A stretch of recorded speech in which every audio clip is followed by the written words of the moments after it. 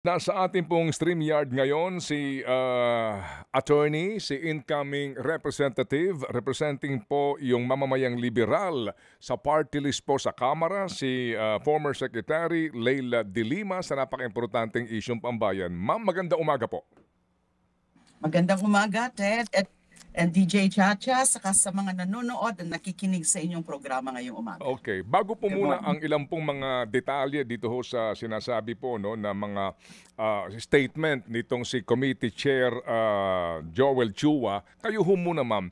Ano ho ang inyong naiisip o nakikitang komplikasyon na ngayon po'y iniimbestigahan na po, tinasasagot ng Ombudsman si VP Sara sa umano opo ay kasong iniharap laban sa kanya ng Kamara sa Ombudsman concerning po sa graft at ilang pa mga kaso in the light po na merong pending ngayon na impeachment case sa Senado? Okay, may mga naiisip kasi ako mga agam-agam, Ted, no, DJ Chacha. Kasi nga alam natin na meron ng impeachment case. Nandyan na sa Senado at nag-constitute na nga sa impeachment court yung Senado. Nagkakaroon lang ngayon ng aberya dahil nga doon sa, para sa amin ay questionableng step or move nung Senado na ibalik yung pinapariman yung articles of impeachment. Pero nandyan na, buhay na yung kaso. Pero bakit ngayon kailangan pumasok ang ombudsman dyan sa pag-imbestiga ng mga almost the same or ng mga offenses attributed kay VP Sara? Kasi malinaw po sa Ombudsman Act, Republic Act 6770, sa sections 21 and 22 po, wala pong disciplinary authority or investigative authority ang Office of the Ombudsman sa mga impeachable offenses except for the purposes of filing an impeachment complaint. Kasi nga, impeachable eh. Pwede lang maalis kapag through impeachment. So yung ombudsman, at this point, wala pa silang investigative authority na tingnan yung mga kaso na yan at pina-answer nga kaagad, pinapasagot nga kaagad si VP Sara, yung pinapa-file na ng counter affidavit na medyo mabilis ho nung time na dinala o rinifer sa Office of the Ombudsman ng House Committee on Good Government and Public Accountability. I think 4 na araw lang yung naging pagitan. In June 11 ata pinadala, tapos kailan siya parang June 16. Pero ano po alam nila yan na sa puntong ito, hindi muna sila pwedeng makialam. Hihintayin dapat nila na matapos yung impeachment trial at kapag lalo na ma-result in conviction ay saka sila papasok. Kasi nga yung purpose ng pakikialam ng ombudsman sa mga kaso involving impeachable offenses ay for purposes lang of impeachment complaint. Nandyan na nga yung impeachment case sa Senado. Kaya hindi mo mawawala sa isipan ng iba, kasama na po ako doon, at perhaps this is shared by the members of the prosecution panel, ay baka, what if, desisyonan kaagad yan pagkatapos na mag-file ng verified complaint, counter affidavit ni VP Sara, ay baka desisyonan kaagad. Tapos wag naman sana na sasabihin walang probable cause. Okay lang sana kung ang sasabihin ay dinidismiss namin ito dahil wala kaming jurisdiction pa at this point. Okay lang sana yun eh. Kung ang pag dinismiss na nila ito ay dahil lang sa wala pa silang authority to look into this matter at this point. Kasi nga, meron na. It's too late for them at this point to intervene dahil nga meron na impeachment complaint. Maybe in the future, lalo na kung wala na sa pwesto si VP Sara, kapag ma-convict na siya, o kaya kahit hindi siya ma-convict pero hindi na siya public official, hindi na siya vice president, baka meron pang mga ilang basis pwedeng magamit para sa pag-file muli ng another impeachment complaint. Kasi yung filing of another impeachment complaint, hindi na pwede ngayon. Kasi may 1-year ban nga. So pwede lang sila after 1 year kung magdidesisyon din ang ombudsman na mag-file din ng impeachment complaint later. Pero sa ngayon, kailangan maingat ang magiging aksyon dyan ng Office of the Ombudsman. Dapat nga, sa pagkatanggap nila, in-archive muna nila. O kaya nag-issue ka agad sila ng a statement or an order or whatever, sinasabi nila na sa ngayon, hindi pa kami pwede o hindi na kami pwedeng mag-imbestiga dito sa itong mga aligasyon na to kasi nasa impeachment court na. So ma'am, kung theoretically, kapag po nagdesisyon ang ombudsman pabor kay VP Sara at sabihin nila na ang mga reklamong ito ng katiwalian laban sa Vice Presidente ay walang basihan, ang komplikasyon nito ay yung impeachment trial na mangyayari pa po after, perhaps sa Agosto pa magsisimula, na mangangahulugan po na magiging basihan na naman for motion to dismiss ng ilang senador dito po sa magiging desisyon na ito pabor kay VP Sara ng Ombudsman. Ganun po iyon? Hindi po malayo yung ganyang senaryo. Sigurado gagamitin yan ng defense para lalong yung ma-delay na naman dahil nga mag-move sila, either sila mag-move to dismiss o kung sino na naman sa mga senators, judges na nakita naman natin na umaasta sila bilang defense counsel, hindi as senator judges, na hindi talagang tahasan na yung pagpapakita nila ng partiality or bias in favor of VP Sara. Kaya yun po ang apprehension ko, na kung ganon ang magiging action ng Office of the Ombudsman, kahit wala pa silang jurisdiction ngayon, dahil nga ay meron na complaint, meron ng kaso sa Senado, ay gagamitin talaga yan ng defense. Kaya naantala na nga ngayon naantala dahil nga doon sa sinubukan pa nila na ipa-dismiss, yung so-called de facto dismissal, pero hindi nangyari yon dahil nga merong amendatory move na ginawa si Senator Alan Peter, yung pag-remand. So hindi pa natin alam. Tapos in the meantime, hinihintay natin yung verified answer ni VP Sara dyan sa impeachment court. Tingnan natin kung yun ba talaga verified answer o baka naman motion to dismiss. Kasi posible yan na instead of filing a verified answer, motion to dismiss na lang, isa-cite nila more or less the same grounds nung mga binanggit doon sa motion ni Senator Bato de la Rosa at saka yung pending petition ngayon sa Supreme Court. So multi-pronged ngayon ang mga nagiging causes of delay. Di ba yung pag-remand na yan, and then yung sa Supreme Court, although wala naman silang nakukuhang TRO at this point, kaya pwede pa talaga silang mag-proceed yung Senate as an impeachment court. Tapos ito na naman, itong biglaang aksyon na to on the part of the Ombudsman. So what is that for? Kasi nga malinaw talaga ho yan. Ted and DJ Chacha sa Republic Act 6770, Sections 21 and 22.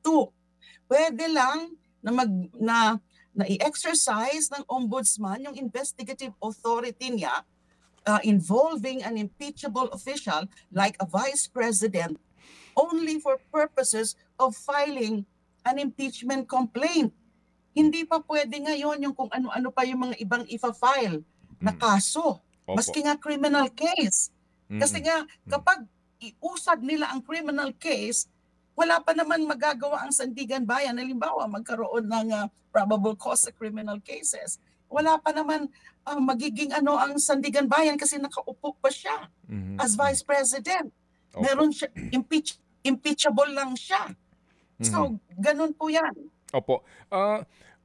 Ma'am, medyo mixed signal lang itong pinararating sa publiko ng House, ma'am, ha? I mean, with all due respect to them, kasi po nakailang tawag na kami kay Congressman Joel Chua, pati po sa kanilang spokesperson na si Attorney Abante, hindi kami sinasagot para po sa isang panayam.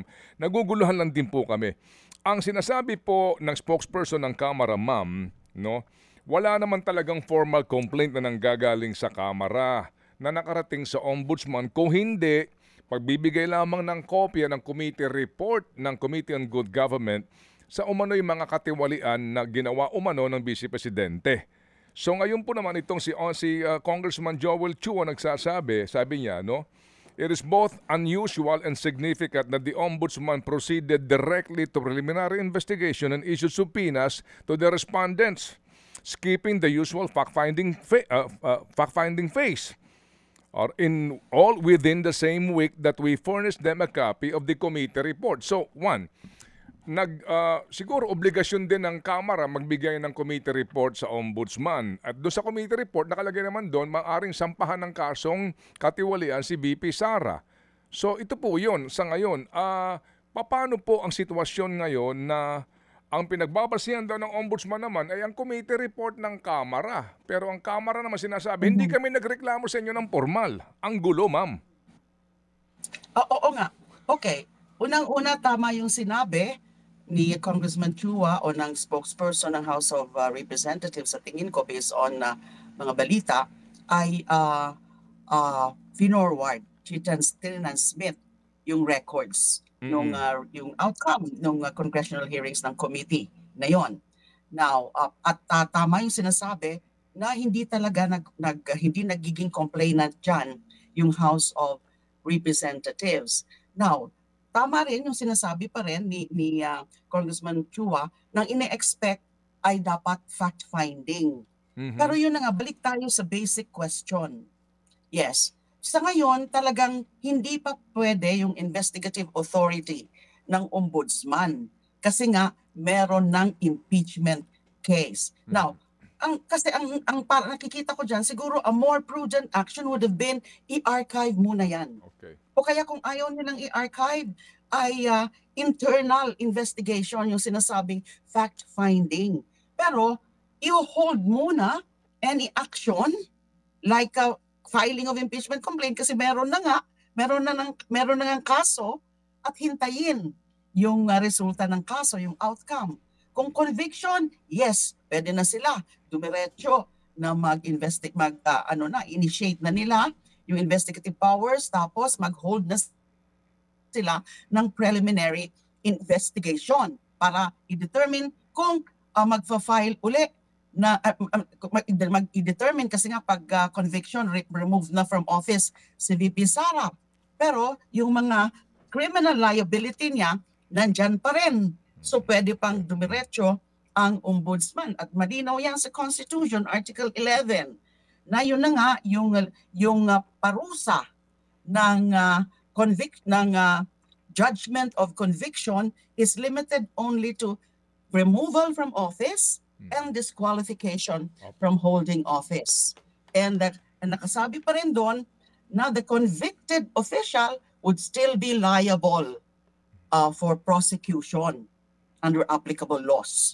So, pero nakakaduda kasi na tama yung observation ni Congressman Chua as you cited, because hindi ko naman po narinig yung kanyang statement, ay bakit diretso na preliminary investigation na sasagot na dyan, magka-counter affidavit na.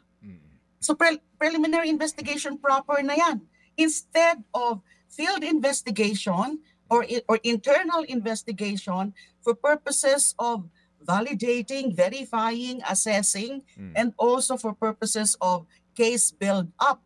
Opo. Bakit diretso na sa preliminary investigation? Nagmamadali ba ang ombudsman? Hindi ko maiwasan itanong yan. Nagmamadali pa siya, especially in the light of the fact that he is due to retire last part of July. Opo. So, Yung ba? opo. May pahabol lang pong tanong si Chacha, mama. Opo. Go, Cha. Yes po. Attorney Leila, Thank you. yung ganun kabilis na aksyon ng ombudsman na ang sinasabi, pagtanggap daw ng House report after 4 days, kailangan, kumbaga nagbigay na siya ng utos na VP Sara magbigay kayo ng counter affidavit. Normal po ba yung ganun kabilis? Na after 4 days ay mag-uutos agad? Depende kasi yan sa kaso eh. Although kadalasan, lalo na pag complicated, maraming issues and maraming mga ebidensya na dapat i-assess, i-evaluate, o kaya i-validate by means of field investigation, kasi may unit dyan, may office dyan sa ombudsman ng field investigation.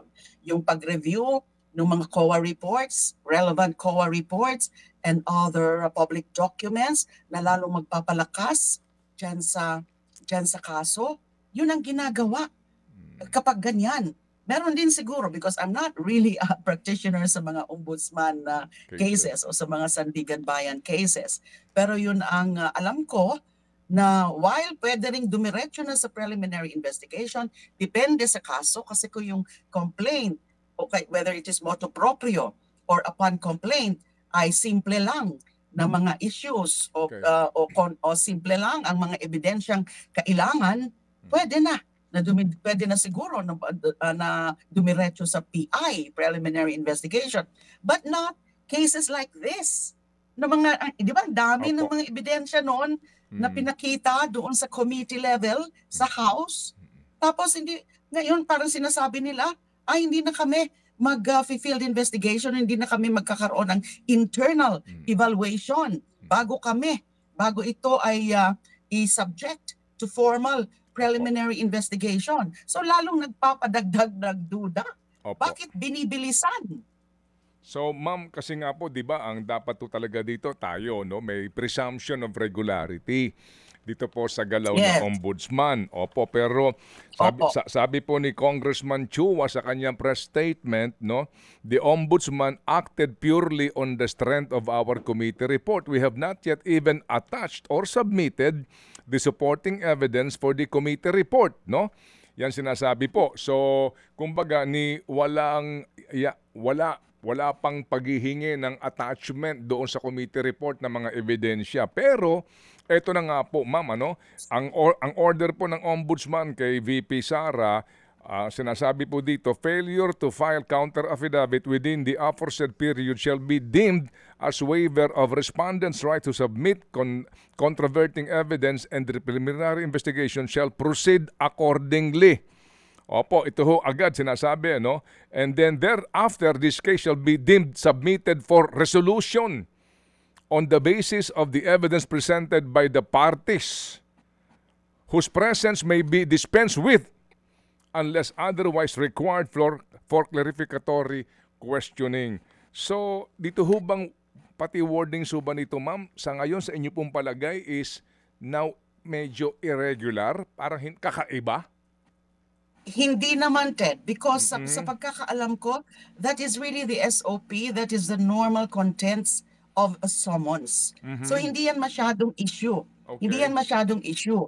Na ganyan talaga kapag a respondent fails to file a counter affidavit within the proper period, ay waive na. Kaya pwede na nga mag-proceed ang preliminary investigation based mismo solely doon sa ebidensya ng complainant o kaya kung ano man ng available records and evidence dyan sa Office of the Ombudsman. Hindi po yan pinaka-issue dyan. Ang pinaka-issue lang, bakit nga dumidiretso na tayo sa stage na yan? Kasi when you issue summons, that is already the start of the preliminary investigation. Yung binanggit mo lang, Ted, na hindi pa pala yung mga records pala, yung mga supporting evidence, supporting documentary evidence, hindi pa pala na forward sa ombudsman. So bakit siya nag-a-action na kaagad? Kailan? Dapat ang unang step is i-ano sa House na kasi motu proprio sila dapat nakipag-coordinate din muna sa House at para ipa-clarify. Ano ba to? Nagiging complainant ba kayo dito? o pwede ba kami na lang talaga magmomoto proprio kami?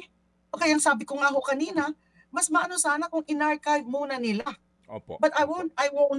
I won't fault them. I won't Mm. fault the Office of the Ombudsman Mhm. if at this point, before the preliminary investigation, internally ay medyo mag-uumpisa na sila sa Mm. kanilang internal investigation and review of the records and other documents habang hinihintay yung Opo. magiging outcome Opo. ng impeachment case. Okay, sige po. So, ma'am, well, sabi nga po ninyo, no, aabangan natin kasi ang petsa po ng order ng ombudsman ay June 19, no? O Yes. kung kailan po ito, kumbaga, i-resolve ba ito ng ombudsman ngayon pong July, di pa po natin alam. Pero in case po, Sana po, excuse lang po, Ted, go no? ahead. Sana po, kung ganun ang gagawin, whether or not mag-file ng counter affidavit si VP Sara at mag-issue sila ng resolution, sana magiging resolution nila, they're dismissing it because they're dismissing it for lack of jurisdiction at this point, and also because there is a pendency and there is already an impeachment case before the Senate. Opo. Mas acceptable po yun kung gano'n ang kanilang disposition ng kaso. Pero ang nakakatakot, yung pinag-usapan natin nung kanina ay yung kapag halimbawa ang magiging resolution is finding probable cause. Opo. Wag naman sana. Opo, sige po. Lack of finding, no probable cause. Yes, ma'am. Yun po Opo. ang nakakatakot. Oo, yung Thank you. magagamit ng depensa na sasabihin na walang basihan ang reklamong ito. Ma'am, in parting, kapag ho ba, ma'am, magdesisyon dito ang ombudsman sa kaso ni VP Sara, no? Ito ba ay panibago na naman pong kaso maaring ipanik sa kataas-taasang hukuman bilang grave abuse of discretion considering the section that you mentioned na walang sakop ang ombudsman sa isang impeachable official? Yes, it's even more than a case of grave abuse, but it's a grave abuse of discretion amounting to lack or excess of jurisdiction. And in fact, wala ngang jurisdiction. So that can be a proper move. Kung tuloy-tuloy pong gagawin ito ng ombudsman at lalo na kapag magresulta ng finding of no probable cause. So that is a very apt legal move. Okay. Pero Yes. pwede bang mangyari naman po, ma'am attorney, secretary, no? Na ito lang po ay ano lang po ito ha, medyo kumbaga ano lang, mga posibilidad. Pwede ba mangyari naman na okay, kay VP Sara, hindi namin pakikialaman kasi impeachable official siya. Pero itong lahat ng mga kapwa dito ng mga nirereklamo, si Edward Fajarda, si Gina Acosta, si Attorney Fajarda, si Major General Retired Mempin. Oo, itong mga to, ang kanila pong kumbaga ang kanila pong hahatulan, sasabihin nila either wala na, ito may kaso itong mga to, o kaya ito wala itong mga kaso itong mga to. Pwede ba mangyari yun? Unang-una, dapat alamin ho natin, nag-issue rin ho ba sila ng summons sa kanila? Sa mga others na mga Kasama sila, ma'am. nababangkit. Kasama po At sila. Kasama pwede sila. rin, pwede rin, yes, okay. Pwede rin na mag-umpisa na rin yung kanilang internal investigation tungkol dyan sa mga other respondents. Na I'm not very sure about you kung pwede talaga magsimula na yung preliminary investigation insofar as the other respondents are concerned. Pwede siguro, pero yung pag-aano nga kaagad as PI, as preliminary investigation, hindi po dapat ganun eh. Kailangan nagkaroon muna ng field investigation. Opo. and other related action ng ombudsman. Okay, sige po. So, aantabay po tayo, pare-pareho, ma'am, dito po sa isyong ito na ika po nga ninyo ay kayo ho ay nababahala. Is that the right word, ma'am? You are... Opo. Yes. Opo. You are... Yes, Ted. Yes, ma'am. Correct. Sige po. So, ma'am, salamat po na marami sa iyong panahon sa aming pong programa. Maraming salamat din po. Have a good day. Thank you.